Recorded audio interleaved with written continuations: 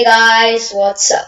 Muscle Joy, and in this tutorial, I'm going to tell you about OOP concepts. So, till now we have covered about how to create functions, how to create variables, and how to import modules. So now I think it's the correct time to tell you about OOP concepts.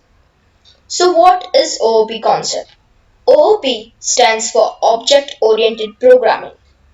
Python is a OOP language.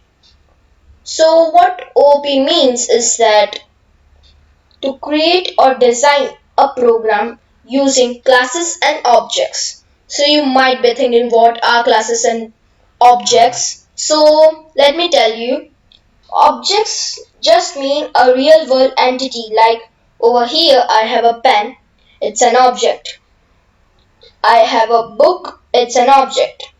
Apart from this, Python also supports many approaches like functional programming and procedure-oriented programming. So, what functional programming means is that creating a program which has functions to make the task easy. The second one, procedure-oriented programming, means having the code written in a procedure manner. So now, let me tell you few advantages of OOP. It reduces the number of lines.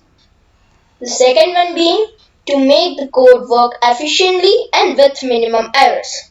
The third one, for better inter-program connectivity, which means that elements in the program work faster and communicate better. Now let me tell you few principles of OOP language, that are classes, objects, encapsulation, polymorphism, abstraction.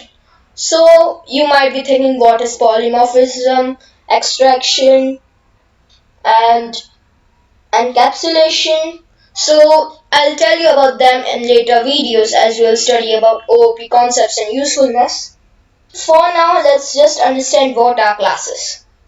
So in simpler words, if seen, I have a pen. So there will be 1,000 copies of the same pen. One might have created a blueprint of this pen. So the blueprint of an object is known as a class. We'll learn how to create classes in our later videos.